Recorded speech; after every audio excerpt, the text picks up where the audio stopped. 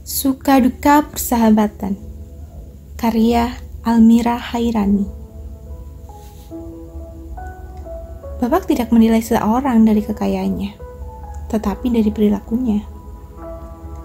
Entah itu seorang tetangga, bila ia berperilaku buruk, Bapak tidak akan menyetujuinya berteman dengan Reina.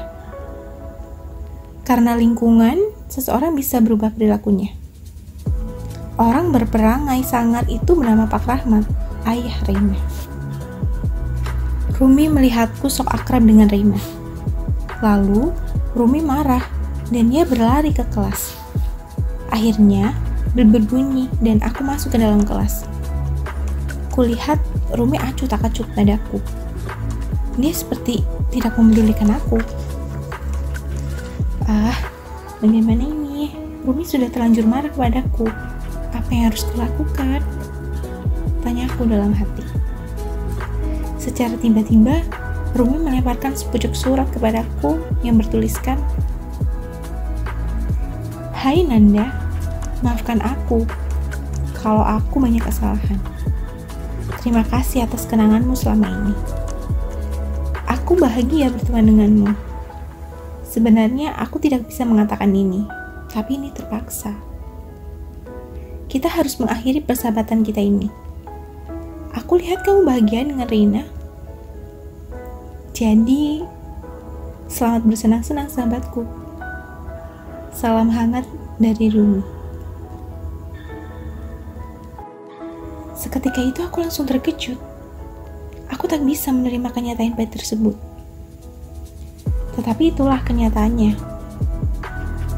1 jam pelajaran berlangsung dengan cepat. Tiba-tiba Reina datang di hadapanku dan dia bertanya, "Sedang ada masalah, sahabatku?" tanyanya. "Iya," jawabku sambil tertunduk lesu. Gara-gara kejadian tadi siang, Rumi langsung marah kepadaku. Ceritaku pada Reina. "Oh, kamu mau antar aku pulang?" tanyanya. Tapi aku tidak memaksa. Katanya lagi, aku mau tahu rumah kamu," kataku. Sepanjang perjalanan, kami bercerita tentang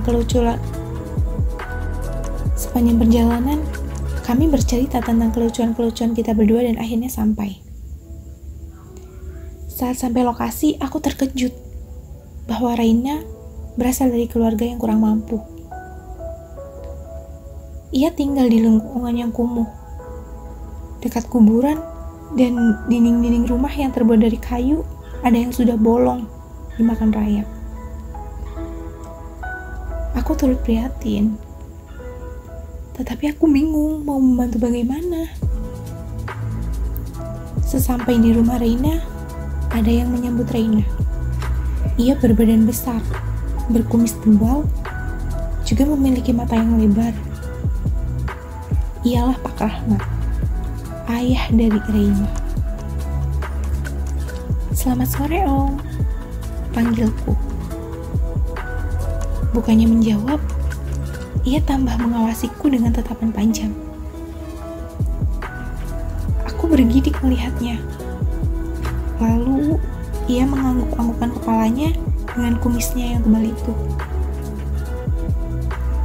"Rey, ayahmu apa-apaan tadi? Aku juga bergidik tahu," jelasku sambil memegangi kedua lenganku. "Selamat sore, Om," panggilku. Bukannya menjawab, ia tambah mengawasiku dengan tatapan tajam. Aku bergidik melihatnya. Lalu, ia mengangguk-anggukkan kepalanya dengan kumisnya yang tebal itu. "Rey, ayahmu apa-apaan tadi? Aku jadi bergidik tahu," jelasku sambil memegangi kedua lenganku. Setiap aku membawa teman baru, ayahku selalu memperhatikannya dengan seksama, jelas Reina. Mereka yang hendak menjadi temanku, akhirnya meninggalkanku dengan seksama, jelas Reina. "Oh, Pantesan semua ninggalin kamu, kataku dengan nada sedikit meledek. Kamu memang betah tinggal di lingkungan kumuh begini? Tanyaku keheranan. Aku sih betah, katanya. Tiba-tiba Pak Rahman duduk di sebelahku. Pak, Reina boleh main, kata anak berbadan ramping tersebut. Iya, jawab Pak Rahmat singkat. Ayo Nan, kita main, ajak Reina. Rey, ternyata kamu anak yang bisa diajak main di keadaan susah maupun senang ya, kataku. Iya, jawab anak bertubuh ramping tersebut. Ayo kita lihat menu nasi padang, kata Reina. Ayo, kataku. Kami berlari ke rumah makan Padang dan akhirnya sampai. Aku mau rendang, teriak Reina. Kalau aku cukup sate, kataku menunjuk sate Padang. Ke kebunnya Pak Salim yuk, di sana bisa memetik buah gratis, kata Reina. Oke, jawabku. Kami di sana memetik bermacam-macam buah yang kami mau. Tetapi, siapa sangka di sana banyak nyamuk Aedes yang bersuara keras. Sungguh mengganggu sekali. Kami pulang membawa hasil petik kami dan memakannya setelah sampai di rumah masing-masing. Saat masuk sekolah, aku lihat bangku Reina kosong. Anak yang bisa bahagia kapan saja itu tidak ada. Di mana Reina? Tanyaku dalam hati. Lalu, Bu Nana masuk seperti biasa. Tetapi, kali ini Bu Nana membawa kotak. Kotak apa itu? Selamat pagi anak-anak, sapa Bu Nana. Hari ini Reina tak masuk karena terkena demam berdarah. Lanjut Bu Guru. Aku kaget bukan main. Sahabatku yang aku cintai sakit. Aku berinisiatif untuk menjenguknya sesuai sekolah. Sepulang sekolah, aku segera ke rumah sakit. Tak lupa aku bawa rendang yang dia inginkan. Aku mencarinya. Setelah aku sampai ke tempat yang ditunjukkan suster, terlihat banyak alat terpasang di tubuhnya dan dia masuk ruangan ICU. Aku berlutut menatap sahabatku dengan air mata yang deras. Wajahku basah dengan hujan tangis. Lelaki yang biasa kulihat gagah, berani, dan tegas. Beda dengan pemandangan kali ini. Pria sebatang kara itu menangisi putrinya yang kritis. Mulutnya pun komat kamit membaca doa untuk anaknya. Om, ini rendang buat Reina. Kalau Reina belum sadar, Om makan saja rendang ini sebelum basi, kataku sambil memberikan sekantong plastik berisikan rendang. Terima kasih nak, jawab orang bertubuh besar itu dengan tatapan sendu. Hari demi hari, kondisi Reina makin memburuk. Ia sedang mempertaruhkan nyawanya antara hidup dan mati. Rumi datang. Dia menatapku dengan tatapan tajam. Ia mendorongku hingga aku tersungkur. Kamu itu mensunyikan. Kamu itu menyusahkan, jerit Rumi. Kamu itu gak bisa jaga teman, lanjut Rumi.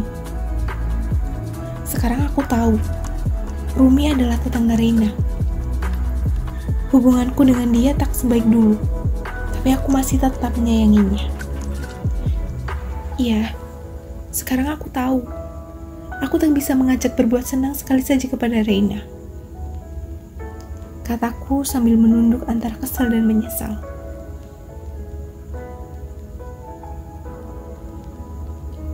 Nah, kamu baru menyadari sekarang.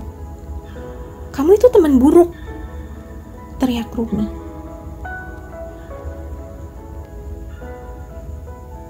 Tuhan pasti tidak pernah memohongi hambanya. Akhirnya, Reina mulai pulih.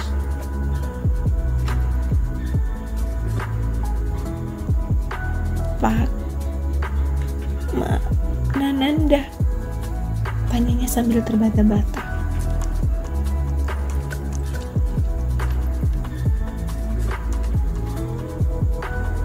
Nananda, teriak bapak berperangai sangar itu. Hei, kataku setelah sadar dari tidur yang sangat pulas. Reina sudah sadar, nak. Reina sudah sadar, kata Pak Rahmat. Dokter, teriakku keluar. Dokter dan suster ke kamar Reina dengan membawa peralatan rumah sakit. Pak, mohon maaf, Bapak harus keluar dulu ya, karena saya akan memeriksa pasien Reina, cetus dokter tersebut. Silahkan dokter, kata bapak berperangai sangar itu. Nah, Nanda, bapak bersyukur kau bisa berteman dengan Reina. Sepertinya kamu tulus memberikan sedekah meski hanya sebuah rendang.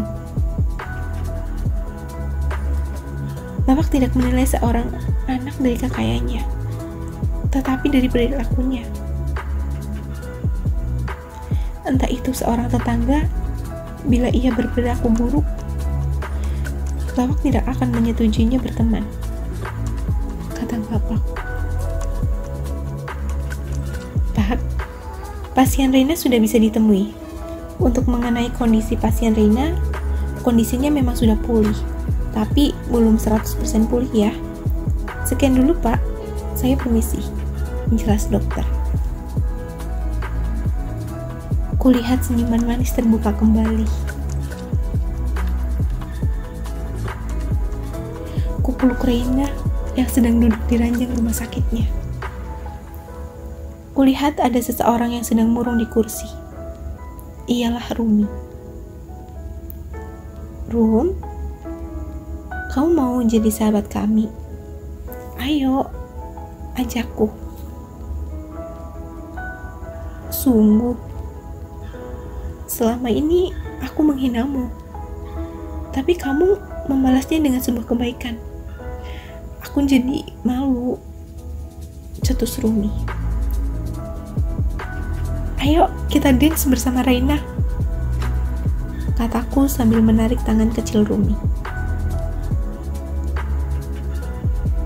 Karena aku membawa handphone, aku langsung memutar lagu dance.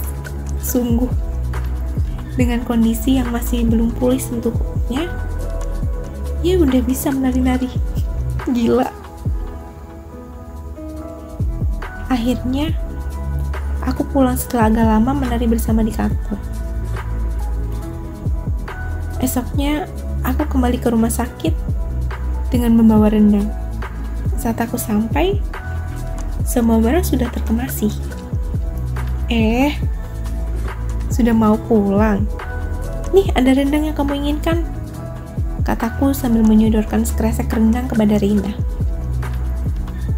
Makasih, Nan, jawab Reina. Dan akhirnya, kami bisa bersahabat indah, bertiga lagi seperti dulu.